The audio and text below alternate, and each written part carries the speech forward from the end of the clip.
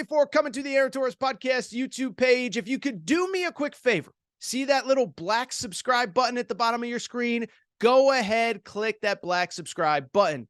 Really does help our audience grow, really does help our channel grow, really does help and mean more than you could possibly know. So go ahead, hit that little black subscribe button. Also, thank you to our presenting sponsor, Betfred Sportsbook and the Betfred Sportsbook app. Bet 50 on any game, get $250 in free bets. Thank you again to Betfred. Thank you again to you. Now, here's the video that you came here for. Switch gears, and I want to talk about a topic that we discuss quite a bit on this show and on the Aaron Torres Pod YouTube channel. I am, of course, talking about Coach Prime, Deion Sanders, and the Colorado Buffaloes. The last time we talked about Coach Prime, well, it was because Coach Prime was doing Coach Prime things. You already know what I'm talking about, but Cormani McClain, #1 cornerback in the high school class of 2023, had been committed to Miami, does not sign with Miami on National Signing Day, flirting with Colorado. Is he going to go? He visits Colorado 2 weekends ago. And I think it was last Thursday, Cormani McClain officially committed to Colorado. And so we discussed it on this show. And really, I thought, to me, Cormani McClain was a nice symbolic cherry on top of the sundae of everything that Coach Prime had done in the 6 weeks since he got to Colorado in terms of recruiting. 20 or so transfers came with him to Colorado, some of them from Jackson State, Shedeur Sanders, Shiloh Sanders, Travis Hunter. Some came from other places, Jordan Dominic, the star defensive end from Arkansas, Miles Slusher, the star safety from Arkansas, Cavassier Smoke, the running back from Kentucky. And so you have the transfers, you have the high school kids, including Cormani McClain, including Amarion Miller, 4-star wide receiver, committed to Nebraska, ends up with Colorado. Adam Hopkins, the 4-star receiver from Georgia. Dylan Edwards, the 4-star running back who had been committed to Notre Dame, now going to Colorado. And so really the Cormani McClain news, I thought, really kind of put a bow on everything that Coach Prime had done for his 2023 roster to this point. Now, to be clear, there's still going to be more recruiting, especially in the spring. We know we'll have a second window, a second cycle of transfers after spring practice. So it's not to say that the 2023 roster is done for Coach Prime, but what it is to say is that right now it feels like for the 2023 roster, things are going to start to get quiet as Coach Prime Colorado gets ready for spring practice here in the next couple weeks.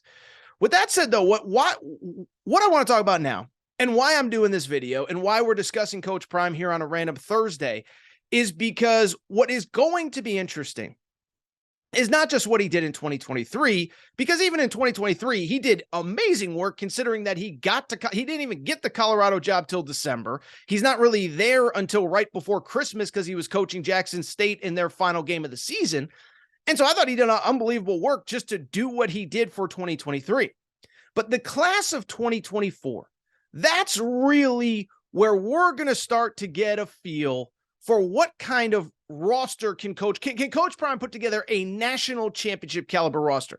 2023, it's scramble mode, not only for him, but for any first-year head coach who's taken a job. Hugh Freeze at Auburn, Matt Rule at Nebraska, you go on and on down the list. But 2024, 2025, and beyond are the classes where Coach Prime is there, where his staff is there, where things are established. And that is where it is going to start to get interesting. A year plus to build relationships with these players and try to convince them to go to Colorado.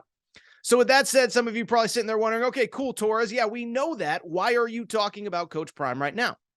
Well, it's because we are going to start to get the first look at what Coach Prime has in store for that class of 2024 this weekend. And the reason I know that is because 24/7 Sports put out a report that Colorado is set to host a junior day this weekend. Okay, junior day, of course, is when all the top juniors from across the country, they visit all various schools. So Ohio State will host a junior day. Texas will host a junior day. Alabama will host a junior day. Well, Colorado's is this weekend. And when I tell you that Colorado has a loaded list of visitors coming this weekend, it is unbelievable. And it's unbelievable, and it could portend to what could be an insane recruiting class in 2024. So let's just get into who's visiting and why it matters. A couple of these players are committed. Many of them are not. Most of them probably won't commit this weekend, but it doesn't mean that this weekend specifically can't be symbolic for Colorado football under Coach Prime. So who, you ask, who is so important that is visiting Colorado that I had to do this video? Well, first, it is worth noting Colorado does have 3 commitments in the class of 2024, the most notable of which Omar White, 4-star, top 150 or so defensive lineman from Georgia. He's already committed. He will be there. That kid's a beast. That kid's a dog. That kid had offers from places like Alabama and Auburn. And when you get that kid to commit in, December of his junior year from the state of Georgia, it shows you the recruiting power and the recruiting sway of Coach Prime. So the 3 kids that are already committed to Colorado for 2024 are expected to be there. But really, it is the uncommitted players that are really grabbing the headlines in terms of who is expected and what it means for the Colorado program as a whole. First of all, Ryan Wingo, 5-star wide receiver, one of the top wide receivers in high school football, depending on what recruiting service you look at. We are talking about a top 20 or so prospect, a consensus top 100 or so. Top 100. Did I just say top 100? Did I just say top 100? I didn't mean top 100. I meant like top 15, top 20, top 2, top 3 wide receivers in the entire class. If you want to know about Ryan Wingo, 6'2", from the city of St. Louis, all you got to do is look at the offer list, okay? As I said, ranked in the top 20 players nationally in the 24/7 composite. He is a player who has been linked to Tennessee, most notably in the recruiting process. But on top of Tennessee, he also has offers from Notre Dame, from A&M, from Miami, from Notre Dame, from Oregon, on and on and on. So we're talking about a 5-star wide receiver in 24/7 sports, the number 3 wide receiver in America. He will be on campus at Colorado. If it was just Ryan Wingo, that'd be pretty darn impressive. But boy, oh boy, I'm not even close to even starting yet, let alone finishing. This, to me, is the most interesting prospect that will be there or is expected to be there this weekend. Kid by the name of Brandon Baker, the number 1 offensive tackle in high school football in the class of 2024 from Southern California, goes to Mater Dei in Santa Ana, California. He is expected to be on campus at Colorado. How good is this guy? Well, I just told you. Number 1 offensive tackle in high school football, has offers from Ohio State, USC, UCLA, Oregon, Penn State, Oklahoma, Florida State. Does that not let you know how good he is? And he could be anywhere in America this weekend. He could be visiting any school that he wants. He's visiting Colorado. And to me, this kid is especially important. I'll tell you why. It is because this kid isn't just the number 1 offensive tackle in high school football. What's interesting about him is he is a super priority recruit for West Coast schools, specifically USC and UCLA. Remember, and this has been talked about, I'm not claiming it as my own thought or my own opinion. But remember, Southern California is not known right now in this era for producing a lot of elite 5-star offensive and defensive linemen, right? Wide receivers, running backs, corners, quarterbacks. Yes, Southern California has them in spades, but they don't have very many big body offensive and defensive linemen. And so this kid is like priority number 1 for USC, UCLA, Oregon, and he is going to visit Colorado this weekend.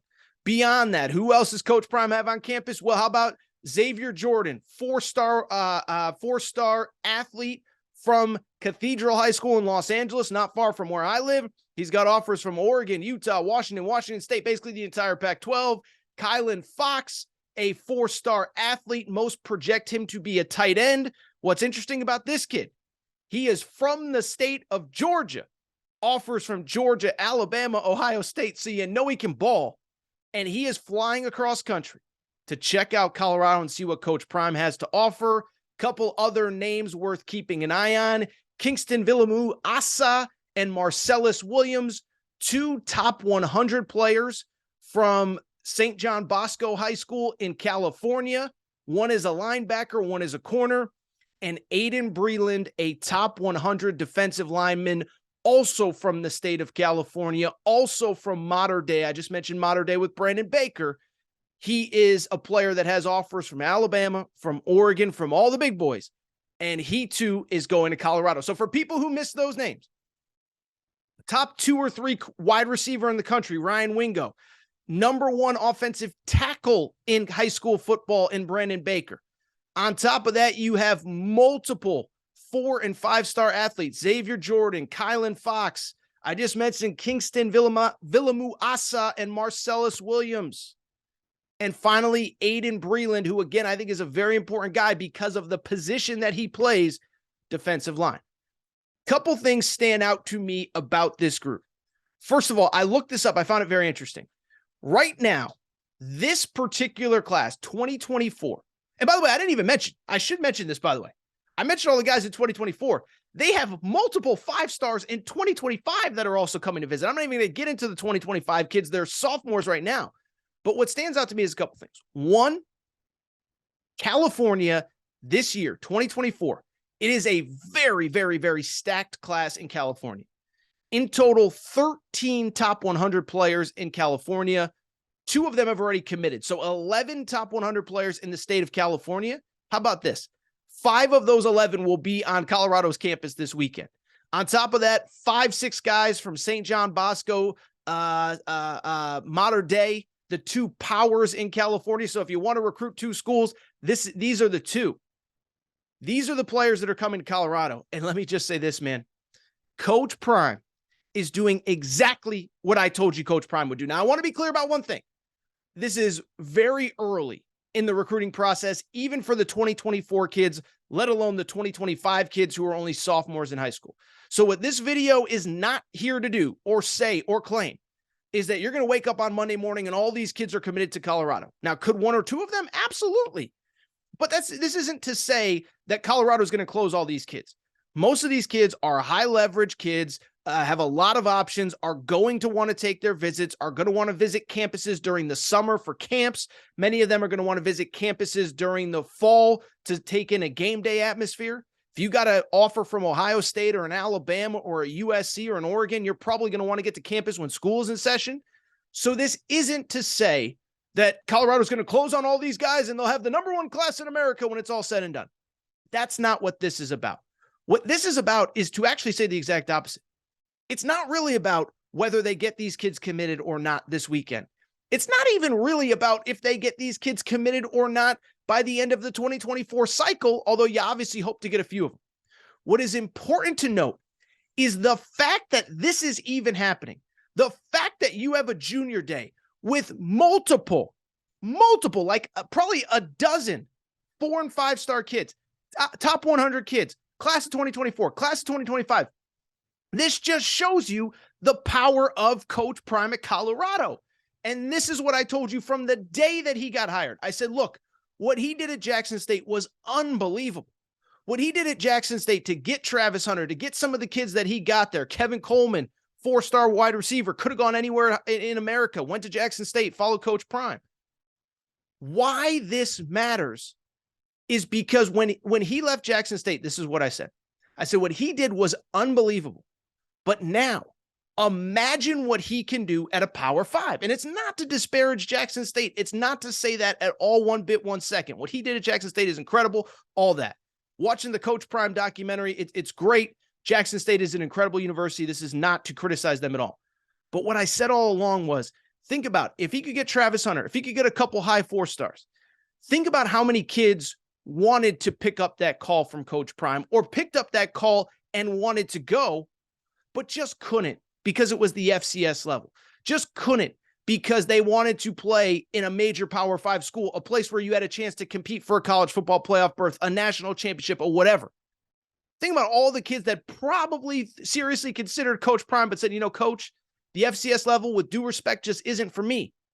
I said, wait till he gets to a Power 5, because all those kids that wanted to pick up the call, wanted to take a visit, wanted to see what Coach Prime was about, now those kids are going to do it. And that's exactly what is happening here this weekend at Colorado. Again, everybody has junior day. It's not to say that this is all going to be roses and commits and everybody's going to sign, everybody's going to commit this weekend.